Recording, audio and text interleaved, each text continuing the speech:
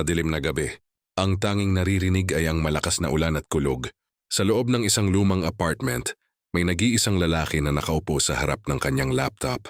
Ang pangalan niya ay Miguel, isang 32-year-old freelance photographer na mahilig mangolekta ng mga lumang litrato. Habang nag-scroll si Miguel sa isang online marketplace, bigla niyang napansin ang isang post. Nakalagay doon free vintage photographs, pick up only. Bilisan aalis na ako ng bansa. Walang hesitation, nag-message agad si Miguel. Within minutes may reply na, pwede ka pumunta bukas ng umaga. Last day ko na dito sa Pilipinas. Kinabukasan maaga pa lang ay nandoon na si Miguel sa address na binigay. Isang lumang apartment building sa Quiapo. Yung tipong parang 5 dekada na ang nakakalipas simula ng pintura. Umakyat siya sa ikatlong palapag hanggang sa makarating sa Unit 307. Kumatok siya ng 3 beses, bumukas ang pinto. Isang matandang babae ang bumungad sa kanya. Payat, may mga ugat na kitang-kita sa kamay. At ang mga mata niya ay parang walang tulog ng ilang gabi. Ikaw si Miguel? Tanong ng matanda.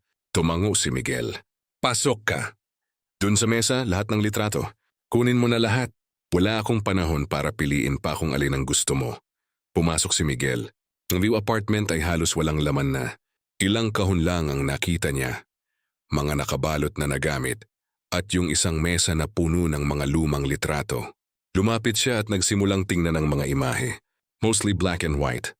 Mga litrato mula siguro sa 1950s o 60s. May mga family portraits, mga bahay, mga bata na naglalaro sa kalye. Habang naghahalungkat si Miguel, may isang litrato ang tumalim sa kanyang paningin. Ito ay isang litrato ng isang luma ng bahay. Hindi mansion pero malaki pa rin. Spanish colonial style.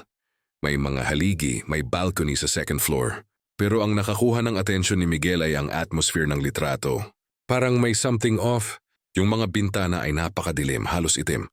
Sa gitna ng litrato, sa harap ng pintuan may nakatayo. Hindi naman talaga clear kung sino o ano. Parang shadow lang, pero may hugis. Hugis ng tao, nakatayo lang, nakatingin mismo sa camera. Hindi mo makita ang mukha pero alam mong nakatingin siya. Parang sinusundan ka ng mga mata nito kahit saan ka tumingin. Magkano po ito? Tanong ni Miguel, hawak ang litrato. Tumingin ang matanda. Nanlaki sandali ang kanyang mga mata. Tapos nag-iba agad ang ekspresyon niya. Naging seryoso. Libre lang lahat. Pero iyan, tumigil siya. Iyan, kung gusto mo talaga, kunin mo na. Pero may babala ako sa'yo. Nakinig si Miguel. Ang matanda ay lumapit sa kanya. Hinawakan ang kanyang braso ng mahigpit. Ang mga daliri nito ay malamig. Huwag mong babaliktarin ang litrato na iyan. Ano man ang mangyari, huwag mong babaliktarin. Intindihin mo ako?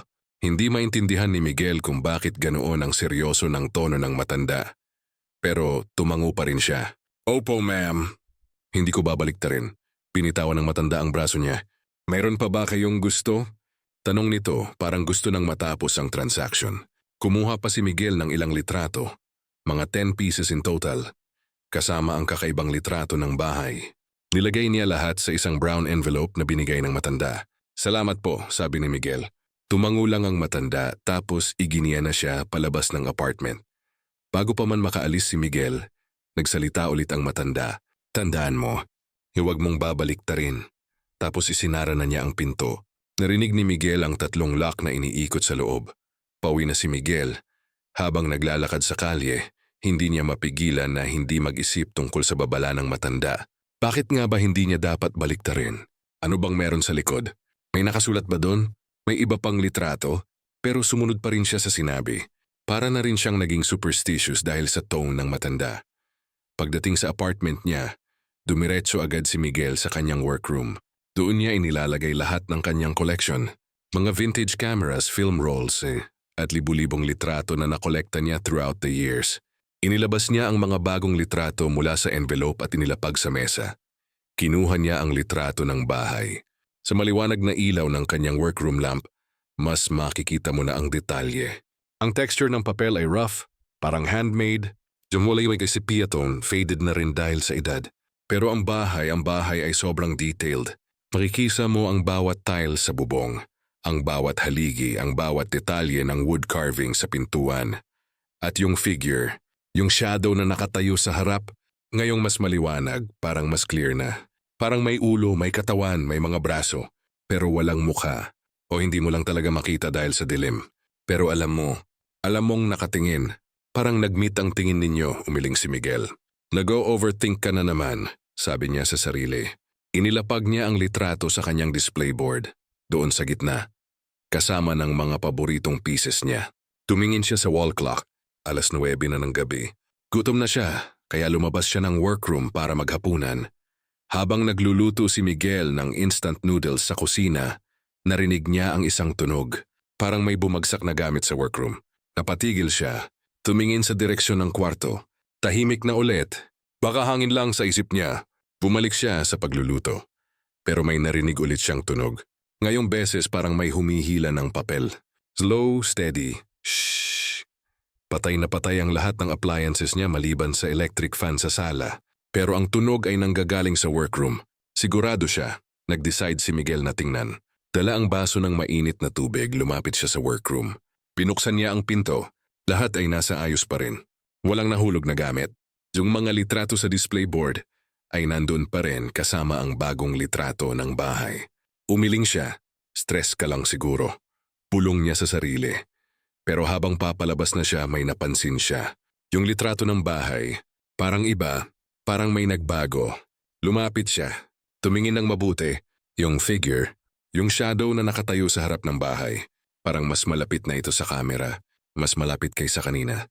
Umiling ulit si Miguel. Impossible. Paano magbabago ang litrato? Paliw ka na ba? Kinuha niya ang litrato mula sa board. Dinala niya papunta sa kanyang mesa, sa ilalim ng bright lamp. Sinuri niya ng mabuti. Every single detail. Ang bahay ay pareho pa rin. Ang mga bintana, ang mga haligi, ang pintuan. Lahat pareho. Pero yung figure, ewan niya, parang talagang mas malapit. Parang kanina, nasa harapan ng bahay. Pero ngayon parang nasa gitna na ng pathway papunta sa gate. Hindi sigurado si Miguel. Baka imagination lang niya. Baka dahil pagod siya. Ibinalik niya ang litrato sa board. Lumabas siya ng workroom, kumain ng hapunan, at nag-decide na matulog na lang. Baka bukas mas malinaw na ang isip niya. Sa kwarto niya nahiga si Miguel sa kama, pero hindi siya makatulog. Ang isip niya ay bumabalik sa litrato, sa figure, sa babala ng matanda. Huwag mong babaliktarin, bakit nga ba? Ano ba talaga ang meron? Maya-maya nakatulog na rin si Miguel. Pero ang tulog niya ay hindi mapayapa. Nananaginip siya. Sa panaginip niya, naglalakad siya sa isang malawak na parang walang puno, walang halaman, walang kahit ano. Puro lupa lang. At sa malayo nakita niya ang bahay. Yung bahay mula sa litrato. Standing alone, nasa gitna ng walang katapusang lupa. Naglakad si Miguel papunta sa bahay. Kahit gusto niyang huminto, hindi niya kontrolado ang katawan niya. Parang may invisible na force na nagtutulak sa kanya papunta doon. Hanggang sa nakarating siya sa gate. Bumukas ang gate kahit hindi niya hinawakan. Pumasok siya, naglakad siya sa pathway papunta sa pintuan. At doon sa harap ng pintuan may nakatayo. Yung figure, yung shadow. Pero ngayong malapit na si Miguel, makikita niya na. Hindi siya shadow. Ito ay isang babae. Matanda. Nakasuot ng puting bestida pero marumi na, parang lumang tela na nabubulok na. Ang buhok niya ay mahaba, takip ang mukha. Nagsalita ang babae, pero hindi gumagalaw ang bibig niya. Ang boses niya ay direkta sa utak ni Miguel. Bakit ka nandito? Tanong nito. Bakit mo ako ginising? Hindi makasagot si Miguel. Gusto niyang magsalita pero walang lumalabas na salita. Nakita mo na ba? Tanong ulit ng babae. Nakita mo na ba ang likod? Biglang nagkat ang panaginip. Nagising si Miguel, pawis na pawis. Umupo siya sa kama, humihingal. Tumingin siya sa alarm clock. 3:30 ng umaga. Ang oras ng mga multo, sabi nila. Tumayo siya, kumuha ng tubig mula sa bedside table at uminom. Kailangan niyang kumalma. Pero habang nakaupo siya sa kama, narinig niya ulit ang tunog. Yung tunog ng papel na hinihila. Mula sa workroom, mas malakas ngayon. Shhh! Tuloy-tuloy, parang may taong sadyang gumagawa nun. Tumayo si Miguel. Kinuha niya ang flashlight niya mula sa drawer. Hindi niya gusto na buksan ang ilaw. Hindi niya alam kung bakit. Pero parang mas safe na naka-flashlight lang. Lumabas siya ng kwarto. Tahimik ang buong apartment.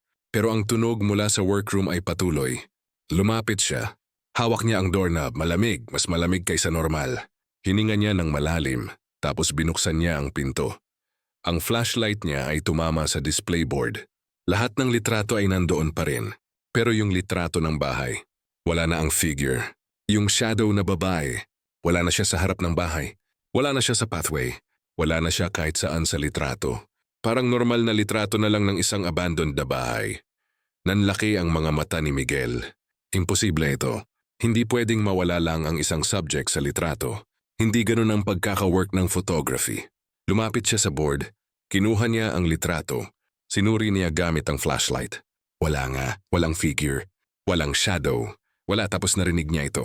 Mula sa likuran niya, isang boses pabulong. Hanapin mo ako, mabilis na lumingon si Miguel. Walang tao. Nag-iisa lang siya sa workroom. Pero ang boses, narinig niya, clear, sigurado siya. Hanapin mo ako, ulit ng boses. Ngayong beses mas malapit. Parang sa tabi niya lang, sa taingan niya. Humakbang paatras si Miguel. Tumama ang likod niya sa mesa. Nalaglag ang flashlight. Tumama ito sa sahig pero hindi ito napatay. Ang liwanag ay tumama sa kisame. Lumilikha ng weird na shadows sa kwarto. Napansin ni Miguel ang isang shadow sa dingding. Hugis ng tao, hugis ng babae. May mahabang buhok nakatayo, hindi gumagalaw. Tumingin siya sa direksyon kung saan nanggagaling ang shadow. Walang tao. Pero ang shadow ay nandun. Sa dingding, kinuha niya ang flashlight. Tinapat niya sa shadow, pero hindi ito nawala. Kahit walang object na lumilikha ng shadow, nandoon pa rin ito. Ay unti-unti gumagalaw, lumalaki, parang papalapit. Kahit walang actual na tao na lumalakad, ang shadow ay lumalaki at lumalaki. Tumakbo si Miguel palabas ng workroom. Isinara niya ang pinto. Hinihingal siya, takot na takot. Ano ang nangyayari? Nababaliw na ba siya? Imposible ang lahat ng nakikita niya. Pero nangyayari. Totoo, bumalik siya sa kwarto niya. Kinuha niya ang phone. Nag-Google siya. Cursed photographs, haunted pictures, moving figures in old photos. Maraming results. Mostly mga urban legends, mga kwentong bayan. Pero may isa siyang nabasa na nag-stand out. Ang mga litrato ay hindi lang nag-capture ng imahe. Nag-capture din ito ng kaluluwa. Lalo na kung ang litrato ay kinuha sa oras ng kamatayan o sa lugar ng trahedya. Ang kaluluwa ay nagiging trapped sa loob ng litrato. Naghihintay ng pagkakataon na makalabas. Nag-scroll pa si Miguel. May nabasa siyang comment. If you have a photo like this, never look at the back. Ang likod ng litrato ay susi. Doon nakalagay ang connection between our world and theirs. Once you see it, there's no going back, napatigil si Miguel. Ang likod, yung babala ng matanda. Huwag mong babaliktarin. Pero bakit? Ano ba ang meron sa likod? Kailangan ba niyang tingnan para matapos na ang lahat ng ito? O mas magiging worse pa? Nag-decide si Miguel na huwag munang tingnan. Hindi pa. Kailangan niya munang mag-research pa. Kailangan niya ng more information. Nag-send siya ng message sa ilang online forums tungkol sa paranormal. Nag-post siya ng tanong, what happens if you look at the back of a cursed photograph? Hinintay niya ang mga sagot. Samantala nag-decide siya na hindi na muna babalik sa workroom. Matutulog na lang siya sa sala sa sofa. Kahit hindi komportable, mas safe pa rin ang feeling kaysa dun sa kwarto na katabi ng workroom. Kinabukasan, pagkagising ni Miguel, nag-check siya ng phone. Maraming replies na sa post niya. Binasa niya ang mga ito.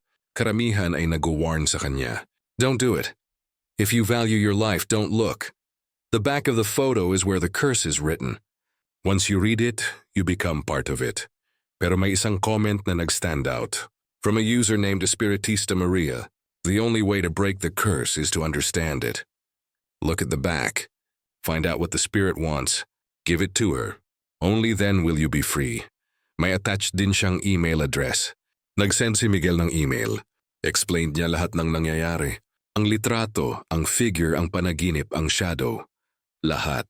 Hinintay niya ang reply. After an hour, may reply na. Si Espiritista Maria. Miguel, ang litrato na mayroon ka ay isang portal. Ang babae sa litrato ay isang lost soul. Namatay siya sa bahay na iyan. At ang litrato ay kinuha sa exact moment ng kanyang death. Ang kaluluwa niya ay trapped. Nais niyang makalabas pero kailangan niya ng tulong. Sa likod ng litrato ay nakasulat ang kanyang kahilingan. Basahin mo ito. Pero handa ka na ba sa consequences? Consequences. Ano ang ibig sabihin noon? Hindi naman nag-explain si Espiritista Maria, pero pakiramdam ni Miguel wala na siyang choice. Tuwing si Reyes ay tumitindi. Hindi siya makakapagtrabaho ng ganito. Hindi siya makakapag-normal na buhay. Kailangan niyang tapusin ito.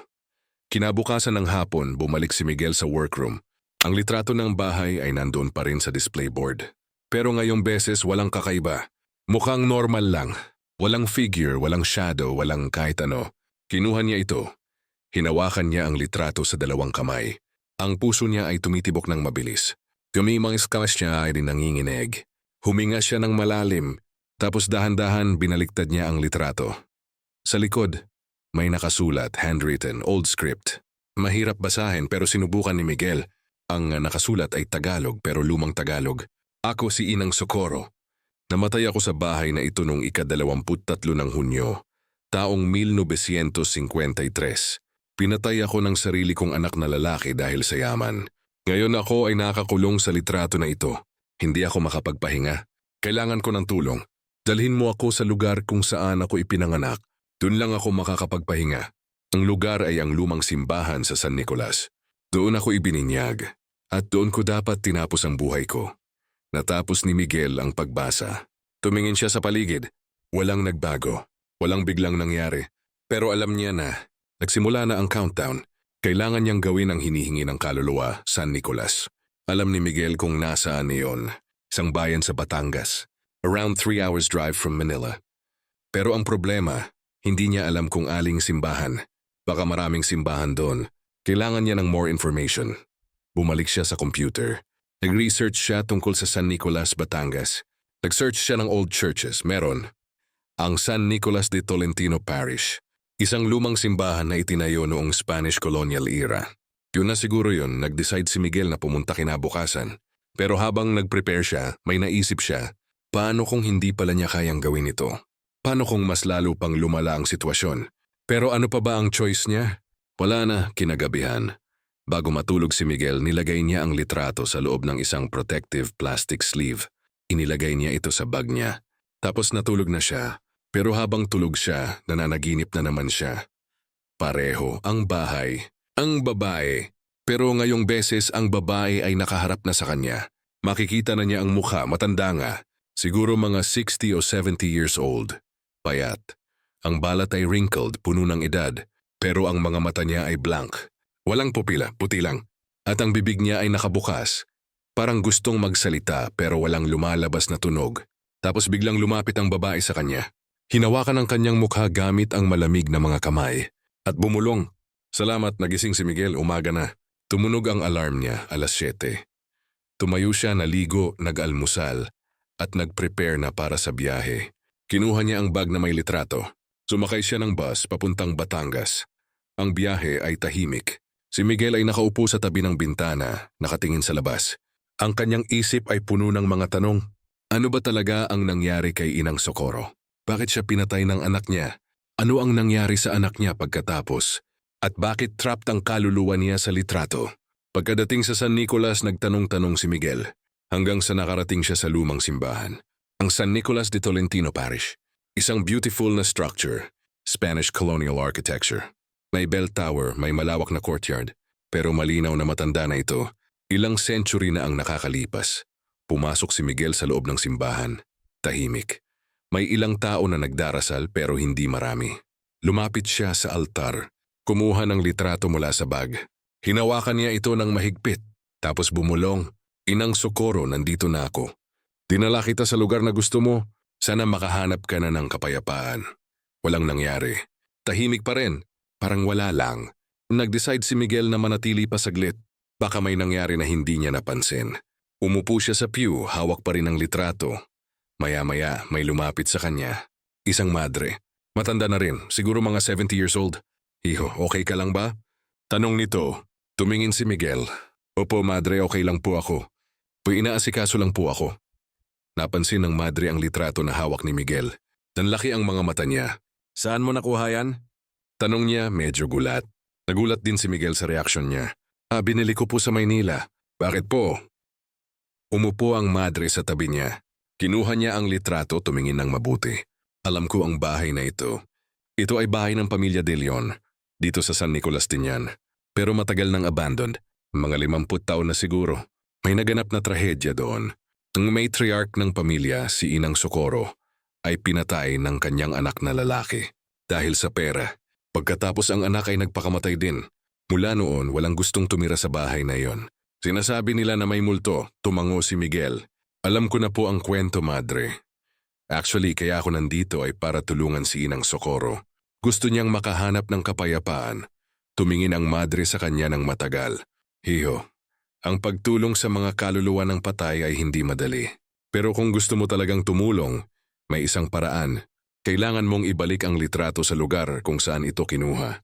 Sa bahay na iyon. Kandun mag-pray ka para sa kanya. Yun lang ang paraan para makahanap siya ng kapayapaan. Napatigil si Miguel. Bumalik sa bahay. Sa abandoned na bahay na yon, pero ayaw niya. Takot siya. Pero alam niya, yun na lang ang paraan. Tumayo siya. Sige po, madre, salamat po. Lumabas si Miguel ng simbahan. Nagtanong siya sa mga tao sa paligid, hanggang sa may nagpoint sa direksyon ng bahay. Nasa labas ng bayan, sabi nila. Kailangan maglakad ng mga 30 minuto, naglakad si Miguel. Yung daan ay rocky, hindi paved. Puro lupa at bato.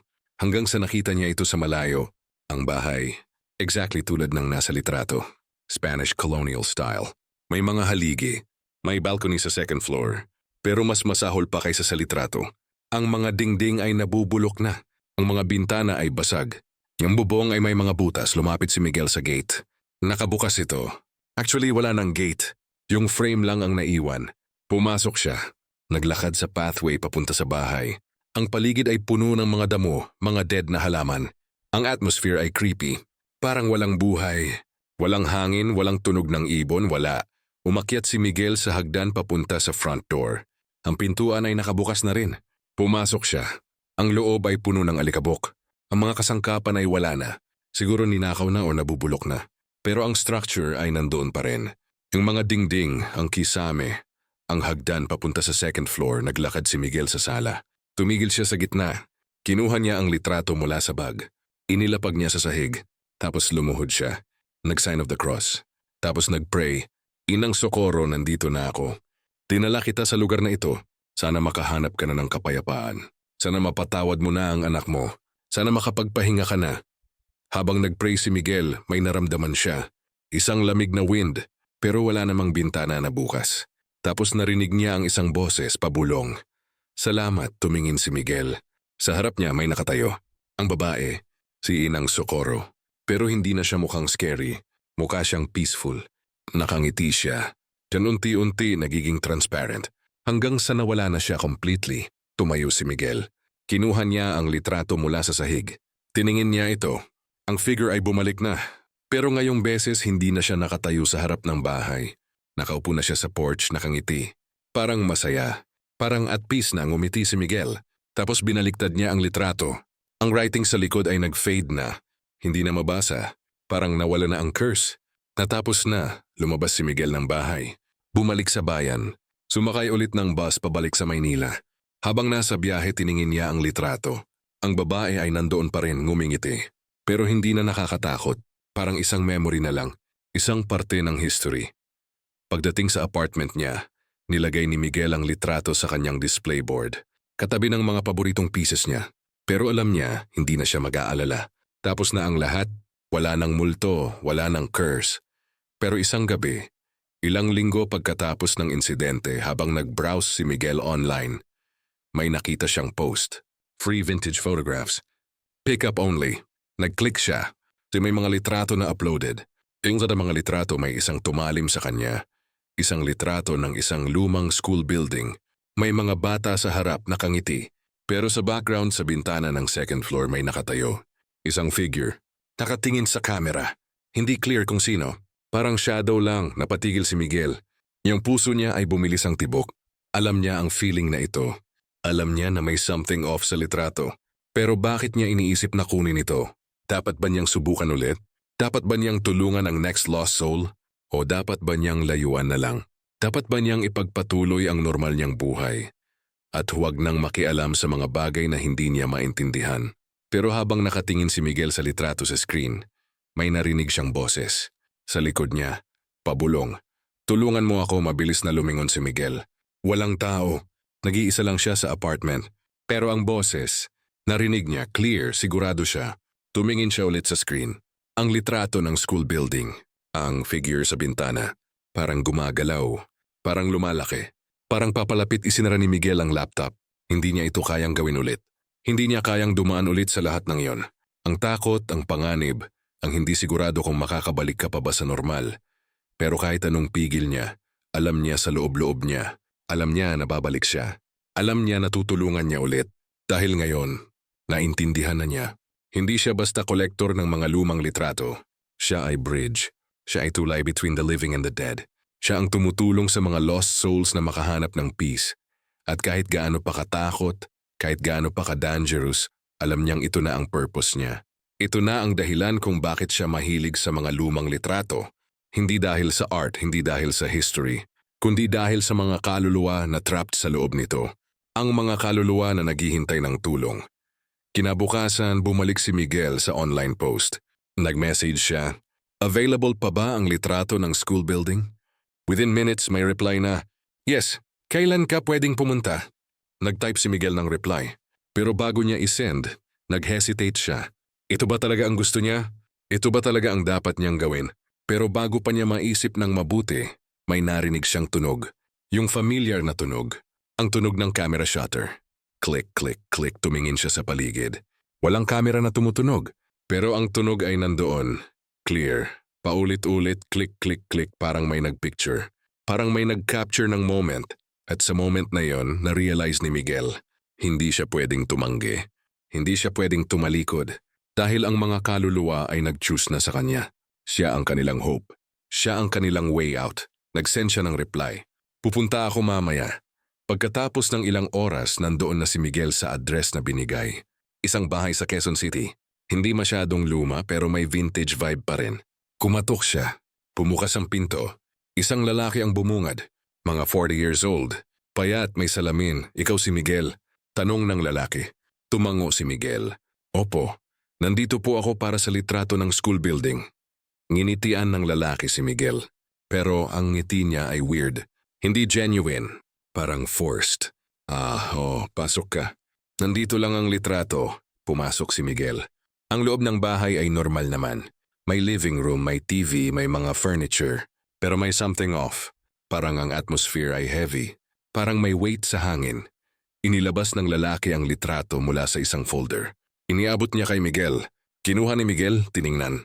Exactly ang nakita niya online. Ang lumang school building. Ang mga bata sa harap at ang figure sa bintana. Pero ngayong hawak niya na personally ang litrato, mas clear na, mas detailed. At mas nakakatakot, ang figure sa bintana ay hindi lang shadow. May hugis na. Hugis ng bata. Maliliit ang katawan. At nakatingin. Directly sa camera. Kahit walang facial features na visible, alam mong nakatingin siya. Alam mong galit siya. "Magkano po ito?" Tanong ni Miguel. Ngumiti ulit ang lalaki. "Libre lang. Basta kunin mo na." "Ayoko na siya dito," nagulat si Miguel. "Bakit po?" Nagsay ang lalaki. "Kung gusto mong malaman, basahin mo ang likod. Pero warning lang, once you read it, ikaw na ang next." "Next?" Ano ang ibig sabihin ng next? Pero bago pa makapagtanong si Miguel, nagsalita ulit ang lalaki. "Kailangan ko nang umalis. May pupuntahan ako. Kunin mo na lang yan. Na good luck." Lumabas ang lalaki ng bahay, leaving Miguel alone. Nakakapagtaka, pero hindi na nagstay si Miguel doon. Kinuha niya ang litrato, inilagay sa bag at umalis na rin. Pauwi na si Miguel pero hindi niya mapigilan ang curiosity niya. Ano ba ang nakasulat sa likod? Kung pareho ba sa kay ng Socorro? Pero may sinabi ang lalaki. "Once you read it, ikaw na ang next." Ano ang meaning noon? Pagdating sa apartment niya, dumiretso agad si Miguel sa workroom. Inilapag niya ang litrato sa mesa. Hinawakan niya ito ng matagal. Contemplating. Dapat ba niyang baliktarin? O dapat ba niyang huwag na lang? Pero alam niya, kung hindi niya babaliktarin, hindi niya matutulungan ang lost soul. At kung hindi niya tutulungan, patuloy siyang hahauntingin. Patuloy siyang hindi makakatulog. Patuloy na may mga weird na pangyayari sa buhay niya. Huminga siya ng malalim. Tapos binaliktad niya ang litrato. Sa likod may nakasulat. Handwritten ulit. Pero ang sulat ay mas bago. Hindi lumang script tulad kay Inang Socorro. Mas modern. "Ako si Clara. Namatay ako sa school building na ito noong 18 ng Agosto, taong 2005. Ako ay nang bully. Pinahiya, sinaktan at tinulak mula sa second floor. Ang mga nang bully sa akin ay hindi na parusahan.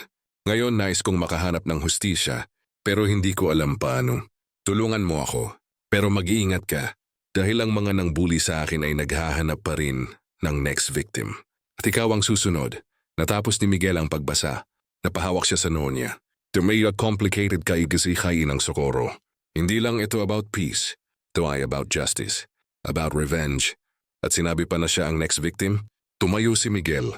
Naglakad pabalik-balik sa workroom. Ano ba ang dapat niyang gawin? Paano niya matutulungan si Clara? Paano niya maiiwasan na maging victim ng mga bullies? Pero habang nag-iisip siya, may narinig siyang tunog. Yung familiar na tunog ng papel na hinihila. Shhh! Tumingin siya sa display board. Ang litrato ni Inang Socorro. Gumagalaw, hindi yung babae sa loob, kundi ang litrato mismo. Parang may hangin pero walang hangin sa loob ng workroom. Ang litrato ay umuuga, pabalik-balik tapos biglang bumagsak. Ang litrato ay nahulog mula sa board, tumama sa sahig. Face down. Lumapit si Miguel. Pinulot niya ito, binaliktad at nakita niya. Ang babae, si Inang Socorro, hindi na siya nakangiti. Galit siya. Ang mukha niya ay contorted, puno ng galit. At ang bibig niya ay nakabukas, parang sumusigaw. Nabitawan ni Miguel ang litrato. Bumagsak ulit ito sa sahig. Ano ang nangyari? Bakit galit si Inang Socorro? Nakahanap na siya ng peace, diba? Natapos na yung curse niya, diba? Pero bago pa makapag-isip si Miguel, may narinig siyang boses. Mula sa likod niya, hindi ka dapat kumuha ng bagong litrato. Lumingon si Miguel. Nandoon si Inang Socorro, standing in the middle of the workroom. Pero hindi na siya yung peaceful na version na nakita niya sa bahay. Tunawais yung galit na version. Yung mga mata niya ay puno ng rage. Ang mga kamay niya ay nakuyom. Bakit? Tanong ni Miguel, nanginginig ang boses. Bakit hindi ako dapat kumuha ng bagong litrato? Lumapit si Inang Socorro. Dahil sa tuwing kukuha ka ng bagong litrato, binubuksan mo ang isang bagong portal. Sa tuwing bubuksan mo ang portal, lumalabas ang mga kaluluwa. Hindi lang yung kaluluwa sa litrato, kundi lahat ng kaluluwa na connected doon. Lahat ng kaluluwa na may grudge. Lahat ng kaluluwa na galit. Ngayon dahil sa ginawa mo, hindi lang si Clara ang lalabas, kundi lahat ng mga bata na namatay sa school building na iyon. Lahat ng mga victims ng bullying. At lahat sila galit. Nanlaki ang mga mata ni Miguel. Pero hindi ko alam. Hindi mo sinabi sa akin. Ngumiti si Inang Socorro. Pero ang ngiti niya ay hindi comforting. Ito ay twisted. Ito ay manayakal.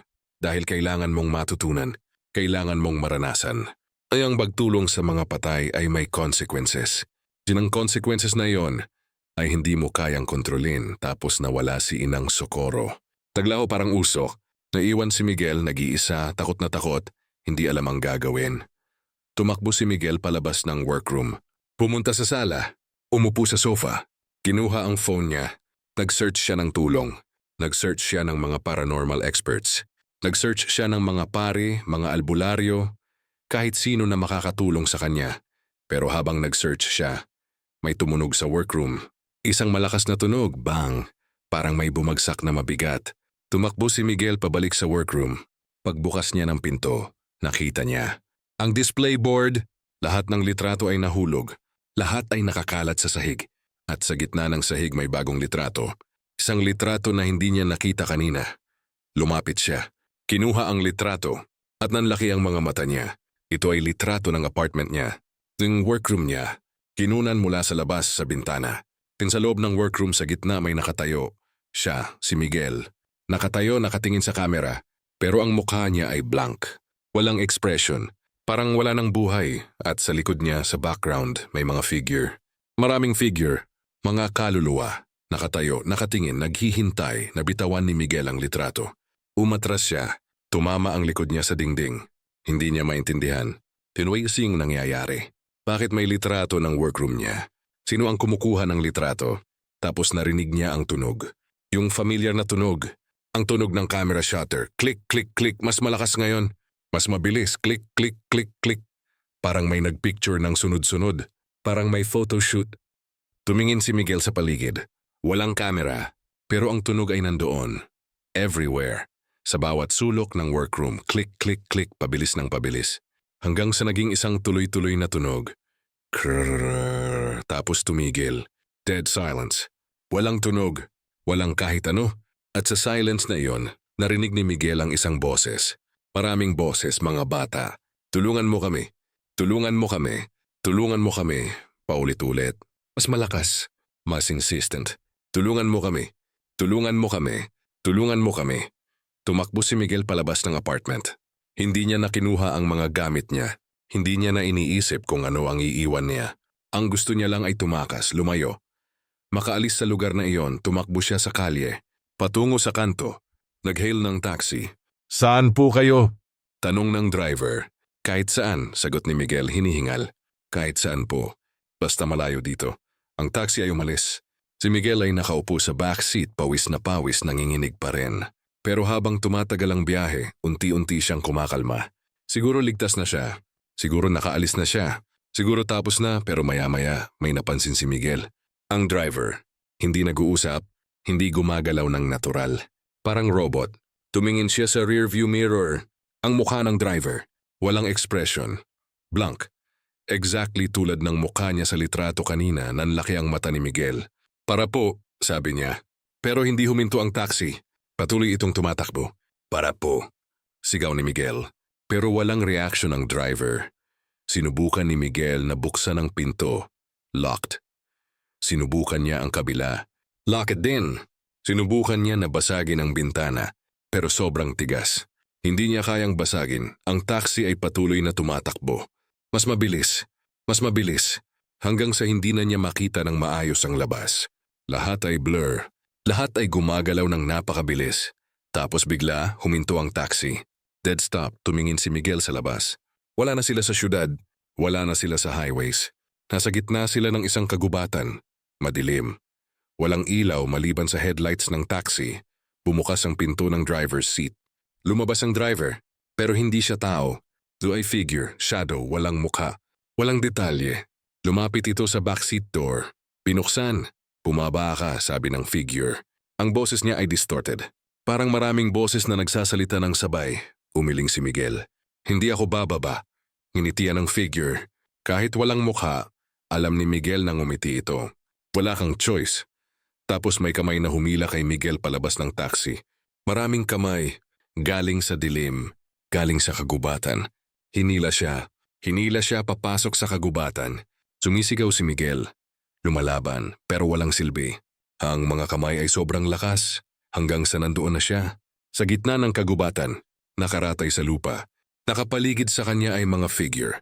Maraming figure. Mga kaluluwa. Mga bata. Mga matanda. Lahat ay galit. Lahat ay nakatingin sa kanya. At sa harap niya may dalawang figure na mas malaki. Si Inang Socorro at isang bata. Si Clara, lumapit si Clara. Sinabi ko sa'yo, ikaw ang next, umiling si Miguel. Hindi ko sinadya. Gusto ko lang tumulong. Ngumiti si Clara. Pero hindi mo naintindihan. Hindi ka nagtulong. Ginawang mas masahol. Binuksan mo ang portal. Pinakawalan mo ang lahat ng kami. At ngayon kailangan naming ng bagong vessel. Kailangan naming ng bagong host. At ikaw ang napili namin. Tumayo si Inang Socorro. Lumapit kay Miguel. Hinawakan ng kanyang ulo. Salamat, Miguel. Salamat sa pagbukas ng portal. Ngayon, pwede na kaming makabalik. Pwede na kaming mabuhay ulit. At ikaw ang magiging aming gateway, sumigaw si Miguel. Pero walang tumulong. Walang dumating. Yung mga kaluluwa ay pumasok sa katawan niya. Isa-isa. Sunod-sunod hanggang sa napuno na siya. Hanggang sa nawala na ang sarili niya. Hanggang sa naging parte na siya ng kanila. Kinabukasan, may nakakita ng taxi sa gilid ng highway. Walang driver, walang pasahero, pero sa backseat may isang litrato. Litrato ng isang lalaki. Nakatayo sa gitna ng kagubatan. Blank ang mukha, walang expression. At sa likod niya maraming figure, mga kaluluwa, nakatingin. Ngumingiti at sa likod ng litrato may nakasulat. Ako si Miguel. Namatay ako sa kagubatan na ito. Ako ay naging vessel ng mga galit na kaluluwa. Ngayon ako ay naghihintay ng next victim. Ng next na tao na magbubukas ng portal. Ng next na tao na kukuha ng litrato. Huwag mong baliktarin ang litrato na ito. Dahil kung gagawin mo ikaw ang next. Ikaw ang magiging katulad ko. Ikaw ang magiging parte ng curse. At ang cycle ay magpapatuloy. Walang katapusan. Walang ending. Dahil sa likod ng bawat litrato, may naghihintay. May nanonood. At may naghihintay ng pagkakataon na makaalis. At ikaw ang kanilang way out. Kaya mag-iingat ka. Dahil hindi mo alam kung kailan mo makikita ang next cursed photograph. Hindi mo alam kung kailan ka magiging parte ng collection. Yung collection ng mga lost souls.